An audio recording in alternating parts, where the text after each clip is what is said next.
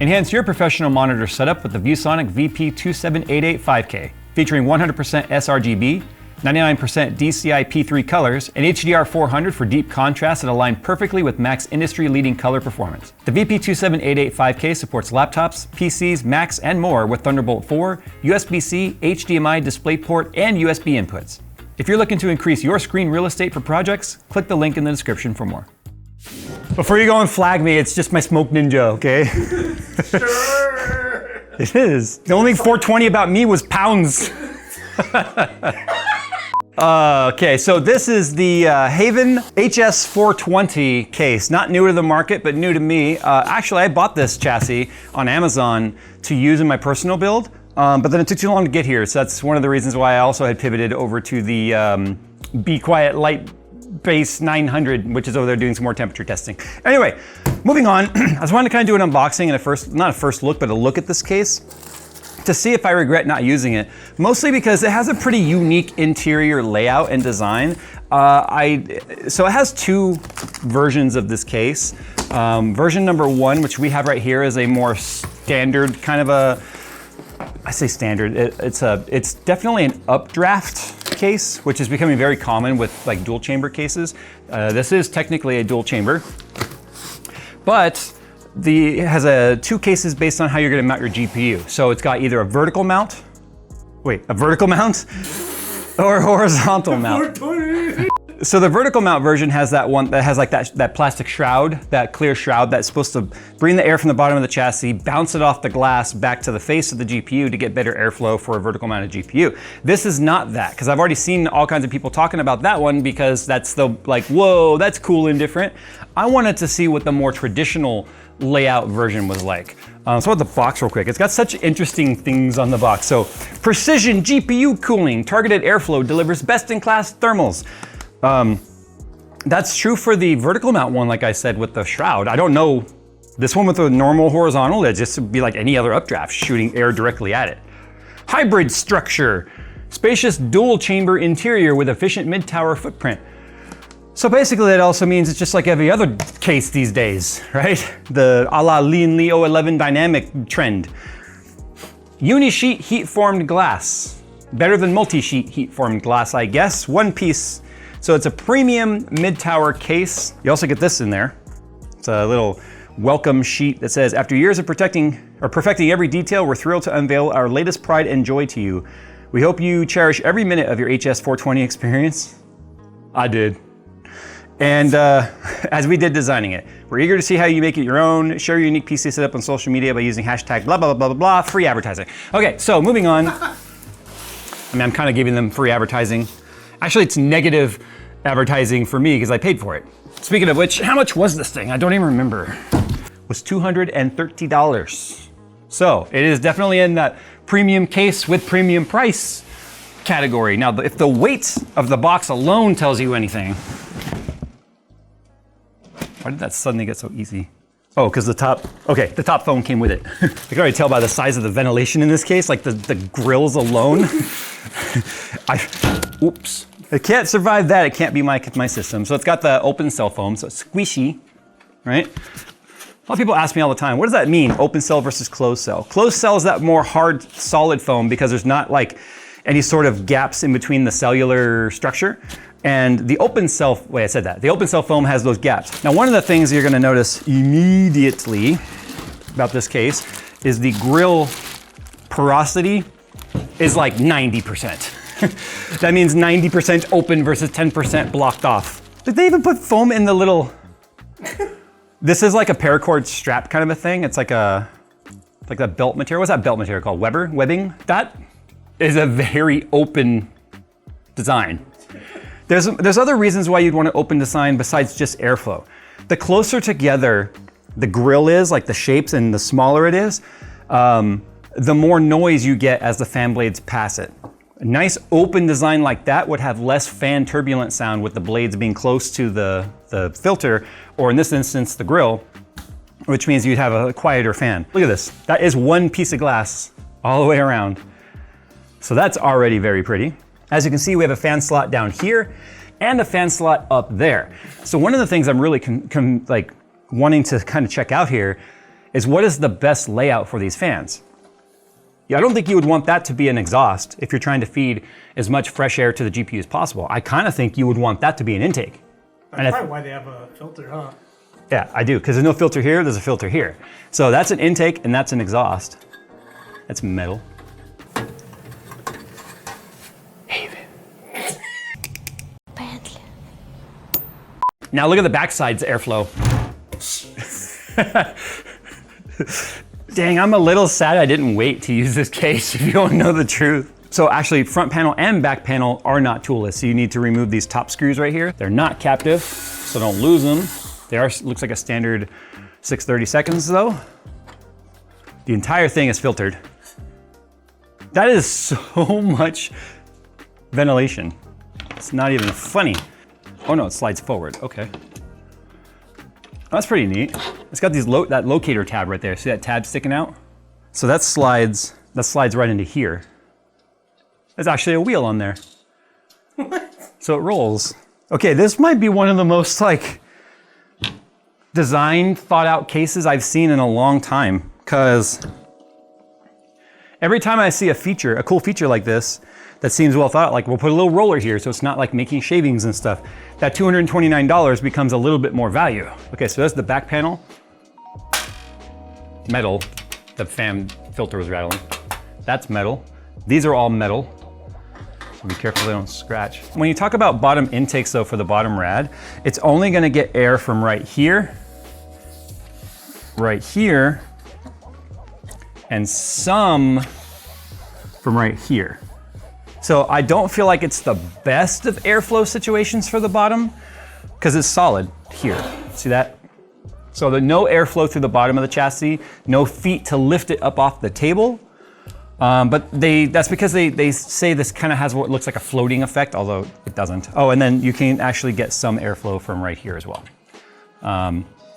So probably not the best of airflow situations for the bottom. That's probably why they added this fan right here, because if you were trying to feed, let's say an updraft system, so you have intake on the bottom, exhaust on the top, if the exhaust is having to rely on the amount of air being brought in by just the bottom, might end up being a bit starved just because of the sheer limitation that this opening is going to provide. Now, yeah, there's a big gap under here. You wouldn't put fans down here because the filter's right here. So the fans have to go on top, which means any radiator has to go on top. You have plenty of room. You have all the way up to right here before you would impact anything. And that's with the GPU supported at its lowest position. It can go all the way up to there. But let's see, that does not necessarily, This looks like it slightly overhangs like the 420 mount right here, because you could do 420s. That's why they call it the 420, because you can actually fit two 420 rads in here. But it looks like it might slightly overhang, so you'd be stuck with a pretty standard thickness, like 30 mil thick 420 rad with a 25 mil fan before you could potentially hit that. Now the GPU is probably not going to be that low, but we'll test that. So I'll put a motherboard and a GPU in here, like a 5090, to see where this kind of needs to go. But I like the fact that you have up and down adjustability on the GPU support, and you have this in-out adjustability. That is handy because you need to make sure that this rubber piece right here, this is a rubber, pretty big rubber peg. So you want to make sure that that is not going to be causing a problem by sticking in your fan or something. So you got to line that up to where it's not going to impact anything. So this seems like a pretty well thought out GPU support. I mean, it does have a little bit of wobble, but as soon as it pushes down, that sort of tripod legs against the side right here, which is metal, and then you shouldn't get any sag. But it is just attached to this panel right here, which this is something else I wanted to talk about. I love how you get these pass-throughs. They're not just a regular grommet. Because you have a regular grommet and you put a cable through there and the grommet's like all doing stupid stuff. So this allows you to put the cable through where you want, and it's not gonna be, you know, pushing the grommets out of the way. I love this rubbery design, and the same thing happens here. And it runs the width of the motherboard. So it's not like you have just one or two, and then you have something over there you need to plug in, and then it's all draped across and looks stupid when it comes out of the grommet. You just pull it through where you actually need it to pull through. But then there's also these grommet combs that are built into this. Same thing with this guy here. So that way you can make sure, just like cable combs, you can keep your grommet nice and even. So you slide that up where you, this one has 2, so you slide that up and where you need it. Kind of surprised this doesn't have any at all. We have 2 right here. Check this out. One of the ways that GPU flex happens, and this will be more evident when I put it together, the back paneling usually is a flat sheet of metal. And so when you get that amount of weight that's screwed down right here with modern GPUs, as the GPU tries to sag, it's because it's bending that back metal piece. This is fully like boxed in. So this will not allow it to flex at all. Like it can flex in out like that, but not torsion wise like this. So if I'm trying to flex that this way, I can't. So this is gonna help a lot with sag. A lot of the times the sag is because of the fact that, like I said, it's actually bending the metal. You have these pass-throughs right there, which are so that you can get to the screws, as you can see. So if you use a long enough screwdriver, you can get to those. That's what those cutouts are for. And then as you can see right now, obviously this is our mount for our 120, it looks like we can only fit 120 mil fans. No, you can fit 140s, that's just a 120 bracket. That was gonna be really silly if they call it the 420 and then you can't mount a 420 or a 140 fan back here. So, and that's just a filler plate that steps it down to a 120 size. So if you're gonna use 140s, boom, you take that out and you throw your 140 in there. And then these are all rubber between the case and the actual mount for the fan. So again, all isolated vibration and fan noise from the chassis. I should have waited. And if you can't tell the quality at which that is made by, there is so much, like, the steel, the process of making this, I know it's stamped, that can't be cheap. They're pretty, they're rounded edges, they're strong. Moving on, the bottom bracket and the top bracket are both removable. You gotta figure out where the screw is on that one. The top bracket removes by just undoing this screw right here. And look at that, the whole bracket, and that screw right there, the screws are isolated again by that same rubber grommet you're kind of seeing, or that rubber gasket, if you will, between the screw and the bracket. Now everywhere else it touches the chassis, like over here, also rubber grommeted. At first I thought it was just sitting in a tab, but no, the tab itself is also rubber isolated. So you've got these specialized screws so that they bottom out and don't squish the rubber, because if you squish that rubber grommet too tight, then you actually make a tighter fit between the two pieces, and then the vibration, anti-vibration aspect of it is completely ruined by you squishing higher density out of that rubber. Even the part that slides into the chassis is rubber isolated. I feel like we're getting more attention to detail at this price point than any other case manufacturer is giving you so far. Okay, so that's the top, that's full access to it right there. Check this out, you even have a cable guide up top. So if you were running like an upper radiator for an AIO or some sort of a custom water cooling loop, and you have your fans, you have a cutout right here, you don't have to drop them down and run them through right there. You can run them along over here and then down through that hole. And then you can have a much more intentional cable routing for things. Because on the back side, you can see you got a major cutout for the back of your motherboard, but we have a lot of room right here to be able to mount like a control box or something. So you could come through here if you wanted straight down, or you could come around down this way. And it makes sense that they are routing you that way, because I didn't even see it till this very second. There's an included fan hub. 1, 2, 3, 4, 5, 6. You can fit 6 fans on that one header. Wow, okay. Oh, there's another header down there, what the fuck? Well, because what I was about to say was, this will handle your top rad, right? If you have 3 120s or 3 140s and that rear exhaust, right? Or intake, I guess you could make this an intake too if you wanted. But you can have those fans controlled by that. And then I was like, well, that sucks for the bottom, because then you have to route them. And I looked down and I'm like, oh, there's a bottom one. So you could literally have those 2 hubs controlling bottom fans and top fans, and then call it a day. Like you would have these just wired into whatever signal you want, which could be CPU and CPU optional, or CPU and chassis, whatever, right? You have a ton of headers on your motherboards. But I love the fact that we have the cable trays that are designed to bring things up and around everywhere they're supposed to go. And if you're not that experienced with cable management or building a system, there's these little recommended stickers on here. So it says this is recommended for 4+4 pin cables, which is your EPS. This one says recommended for front IO, USB, etc. Recommended for 4 4+4 pin cables. Like they're guiding you on how to cable manage this thing. My build turned out great. I love the way my Lightbase 900 looks, but I really want to build something in this case. Like a really nice water custom water loop. Boom. And then it has big old rubber grommets for the backside. Look at that. And then we have our cable management area right here too. So if we have our fans like on the back right here, our fan cables, they can go down through there, down through this little tray. And look, it even has a guide to make sure they're not sticking out here and getting caught in the fans or anything going when you turn it on. So this makes sure all the cables like are scooped into the right area. All right, let's talk about the storage real quick. These guys right here are not just storage bays.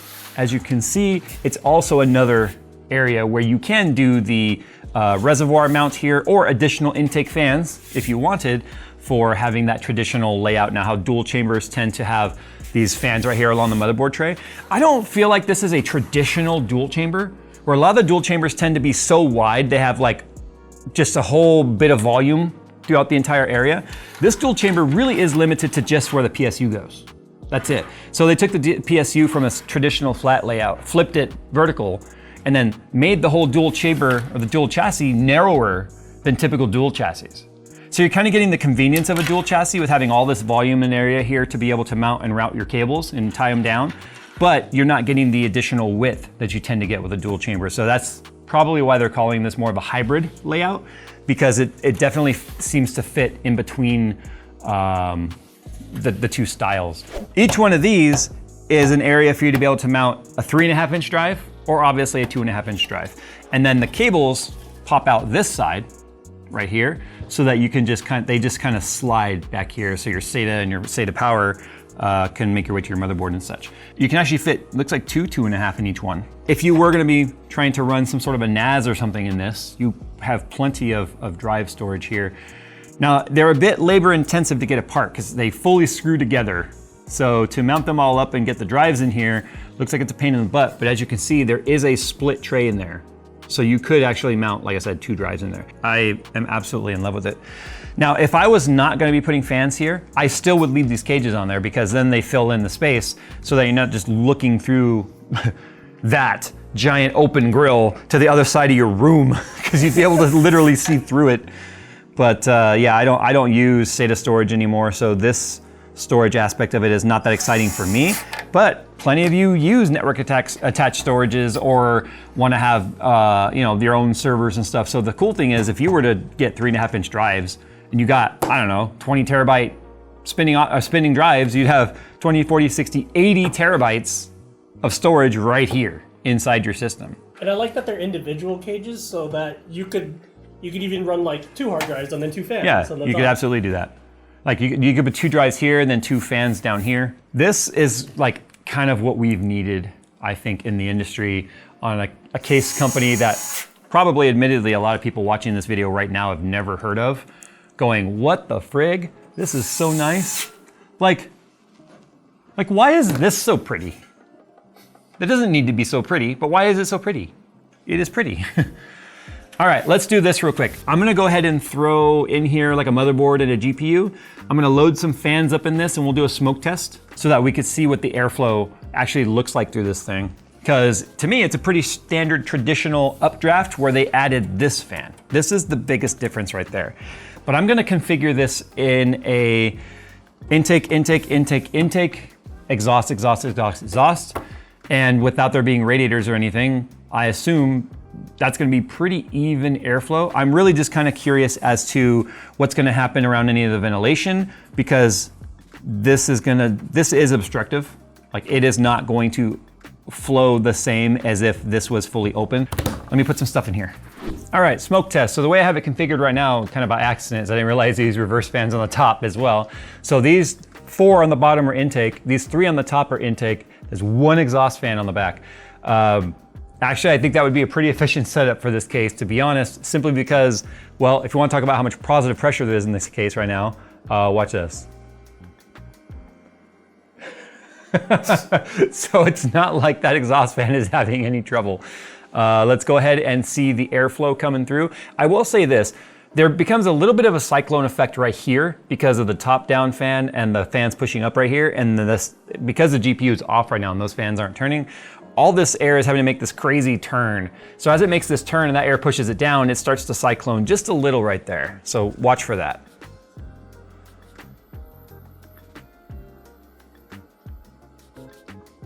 So you kind of see it cycloning, maybe not a lot, but here's the bottom intake right there. Look at the airflow. All the way around, like clearly a full circle. Now, if the GPU fan was on, it'd be bringing in that air as well. Top rad, if it was a radiator, would be getting cool air from the top. Now, that's really gonna depend on the overall airflow in your chassis, because I did test that with my system. However, I found it to be slightly better than having the standard updraft, but I chose to go back to updraft by putting a bigger intake exhaust fan on the back. So if this was gonna be updraft, this technically should, in my opinion, also be an intake. Potentially an intake, all intakes, and just exhaust. So you're forcing everything to go out one way. There's a lot of different ways you can actually configure a case these days, but unless there's actual restrictions, the airflow direction is not gonna really matter all that much, to be honest. So let's go ahead and check right here, just see how well it pulls in from the bottom. I was kind of worried about that not having a lot of airflow. I think that's a bit unfounded. As you can see, even from the front, it's clearly pulling in without too much of an issue. If we go and put some smoke up here on the top, you can see just how well it pulls in from the top. There's so much positive pressure in this case. Check out what happens with the back panel here, because that's fully ventilated like we talked about. Look at this. There's so much pressure and air going into this case. You can see it's pushing away from the vents. So in fact, you'll even be able to see the air come from the front into the chassis, and some of it make it out the back right there. Like a fair amount of it, actually. A lot makes it out. It's a very positive pressure. We have 7 intake fans. So here's what the back of the case looks like. Now the GPU is off, like I said, it's not turning the fans right now, but look at how much how much pressure is actually making its way through the GPU without the fans even turning. So that is absolutely no joke. Now, the one thing you might be a little concerned about if you did have this pushed against like a wall or something right here is the hot air from your GPU could potentially get recirculated back into the intake.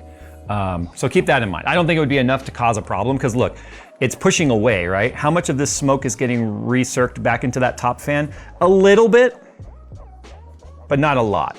Like some of it is, but most of it is getting pushed so far away that the hot air is moving away and this low pressure zone right here, which is gonna be cold air, is being pulled into the fan. I'm not even sure I would change this fan config. I would leave it this way, AIO or custom loop, because there's enough volume of air that it's not gonna be a problem. I think one of the reasons why it was slightly-ish a problem for my personal rig is the fact that we're talking about 120 fans and a smaller volume. These are all 140s, which move a lot more volume of air. So I think the sheer volume of it, I would run it this way. I would run the all intakes except for that rear exhaust fan. But with that said, there's a couple more things we need to talk about with this chassis that we haven't even touched on yet. All right, so it said start here. We're gonna end here because you can't tell me what to do. Anyway, the manual is actually pretty sick. There's a lot of stuff in the manual here, talking about how to do things. The manual covers a lot of stuff about brackets that are movable and adjustable. Brackets are even included that we didn't even notice. For instance, it comes with a VESA 100 by 100 mount that is actually designed to mount to where the vertical plates are right there, where the storages are. And that actually allows you to mount up to a 14-inch monitor, like a regular monitor in portrait, over there, if the GPU is not so long that it hits it, by the way. That's one thing you gotta keep in mind. Like you might be able to mount that, but the GPU has to make sure it's gonna clear it. It's not just a VESA 100 by 100 though. Like if you have a sensor panel or something, for instance, if I could have used with the vertical sensor panel, in fact, I have one. So only 2 of the Raspberry Pi holes actually lined up on the back, and this actually looks really silly. Like this, I would want to use like the big 8-inch screen or something that you get, not the 8-inch like ultra wide like this, but the 16 by 9 8-inch that you can get. But it's cool because I actually have some like left and right adjustability on it.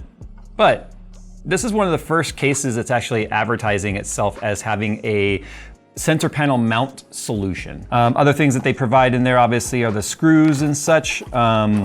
These panels right here, these are the adapters I took off for the fans at the start of the video.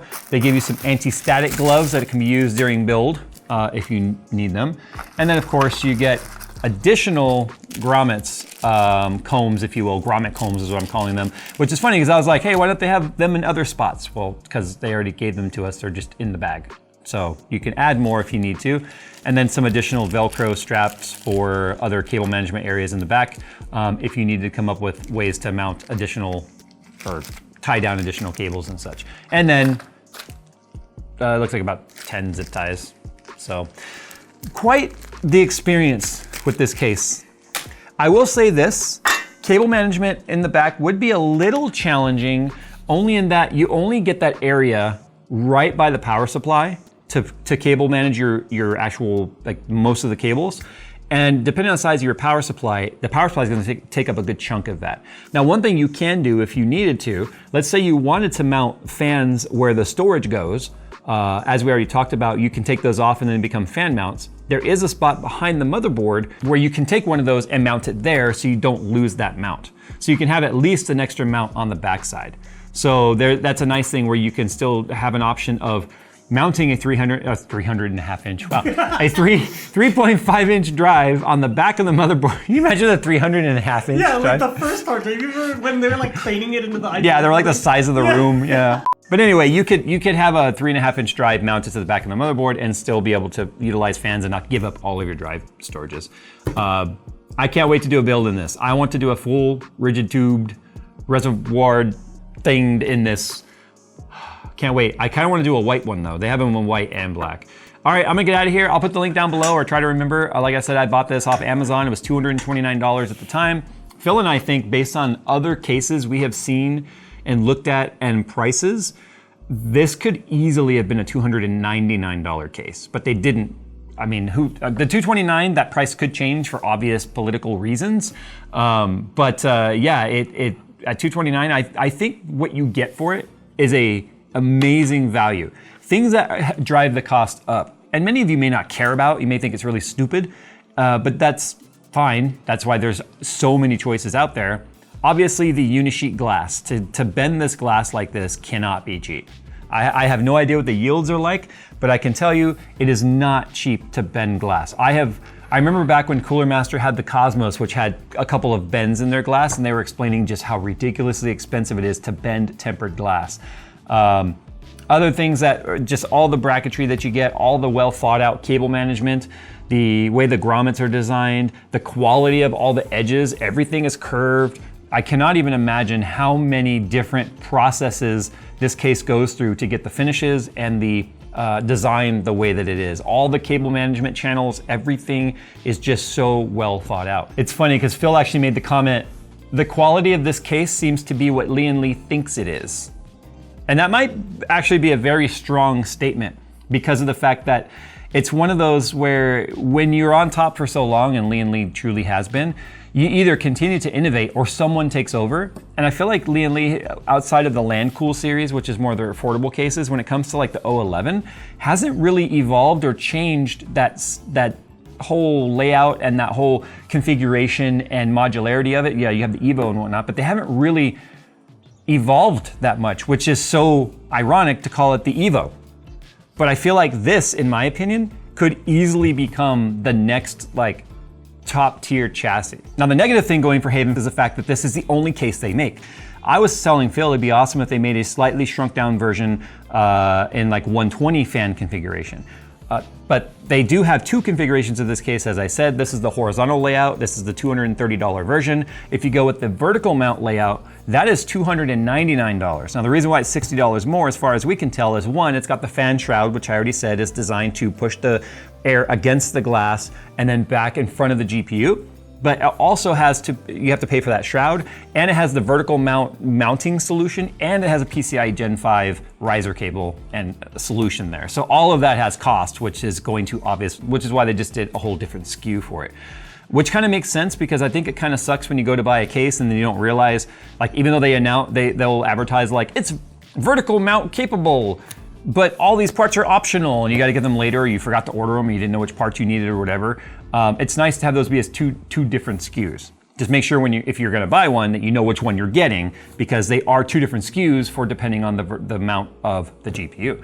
So one other thing I wanna point out too, you got all this space right here on the bottom before you touch the GPU. So you could easily go 30 mil fan, 60 mil rad, and 30 mil fan again, and still have space before you hit the GPU. At the top, the fans are already pretty close to the top of the motherboard, and so you're only gonna have enough room, realistically, even with overhang about a 30 mil thick rad, because a lot of motherboards these days have very tall heat sinks, and those heat sinks can start to encroach on where the radiator hangs down very easily. So on the top, you're really only gonna get either a push or a pull with a 30 mil rad, as far as I can tell. So it's interesting to me that you can fit so much on the bottom, but not so much on the top. Now, one of the ways I would probably do a loop in this to make it kind of fun, if I didn't utilize the back wall in doing a reservoir back there, and just do like some sort of cool, really big sensor panel, is I would probably go radiator on the bottom, then I would go fans on the top, and then I would get a really fun cylindrical reservoir that would be mounted horizontal on top of the radiator. So the whole bottom would be filled out, and I'd probably do some fun color that makes it look like some sort of primordial ooze or something, like Ninja Turtles or whatever, right? But I would have a cylindrical reservoir horizontally on top of this, and then you can still do that with the pump as long as the level of the fluid is above the inlet in the center of the tube for the pump, it'll pick up just fine. People have done horizontal reses across rads like that a lot. But that's a way to fill in the bottom so it doesn't look so empty. But that's the thing, you have enough space like this, you have a lot of options and availability to you to be creative, which is what I want to do with this case. And I think it just looks neat with the split fans on the back. I mean, we've seen brands like Fantex do double fans top and bottom, which either doubles the exhaust or doubles the intakes, but this, as you saw, allowed me to actually create a roundabout of airflow, which was really fun. So, all right guys, time to get out of here. Like I said, I know the HAVN 420 isn't new, it's new to me, and I cannot wait to build something in this. All right, we'll see you in the next one.